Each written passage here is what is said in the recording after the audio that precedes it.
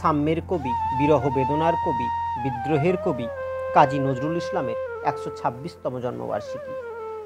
বাংলা সাহিত্যে নজরুল ইসলামের আগমন একজন বীরের মতোই। তার কবিতা, গান, উপন্যাসের মাধ্যমে বাঙালি জেনেছে বীরত্বের ভাষা, পেয়েছে বিদ্রোহের মন্ত্র। তিনি আছেন মানবতা, প্রেম ও সাম্যে। তার জন্ম যেন বাঙালি জাতির জন্য এক নবজাগরণের বার্তা নিয়ে এলো। তিনি কেবল কলমের সৈনিক নন, ছিলেন বুলেটের সামনেও অবিচল।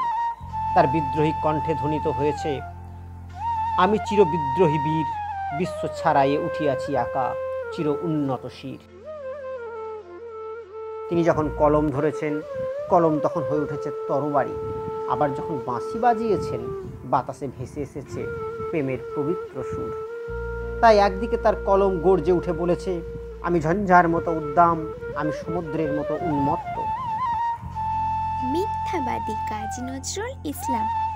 মিথ্যা বলেছ বলিয়া তোমায় কে দিল মনস্তাপ? সত্যের তরে মিথ্যা যে বলে, স্পর্শে না তারে পাপ। গোটা সত্যটা শুধু তো সত্য কথা বলাতেই নাই। মিথ্যা কয়েও সত্যনিষ্ঠ হতে পারি আমরাই। সত্যবাক সে বড় কিছু নয়, কজন সত্যবান? সত্যবাদীরা কজন দিয়াছে সত্যের তরে প্রাণ?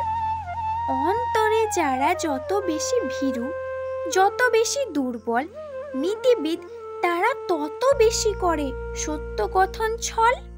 সত্য কামেরও নমস্য যারা, সত্যনিষ্ঠ বীর, সত্যের তরে হাসিতে হাসিতে যারা দিল নিজ শির।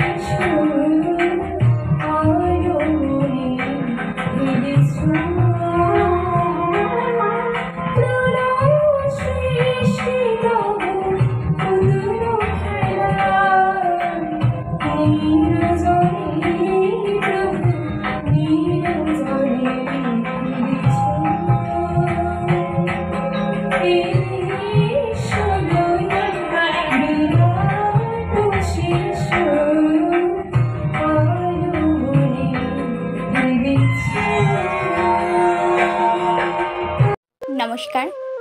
কুলি মজুর কাজী নজরুল ইসলাম। দেখিনু সেদিন রেলে কুলি বলে এক বাবু সাব তারে ঠেলে দিল নিচে ফেলে। চোখ ফেটে এলো জল। এমনি করে কি জগৎ চড়িয়া মার খাবে দুর্বল? যে দধিচিদের হার দিয়ে ওই বাষ্প সকট চলে, বাবু সাব এসে চড়িল তাহাতে, কুলিরা পড়িল তলে। বেতন দিয়াছ? চুপড়া যত মিথ্যাবাদীর দল। কত পাই দিয়ে কুলিদের তুই কত ক্রোর পেলি বল? রাজপথে তব চলিছে মোটর, সাগরে জাহাজ চলে, রেলপথে চলে বাষ্প সকট।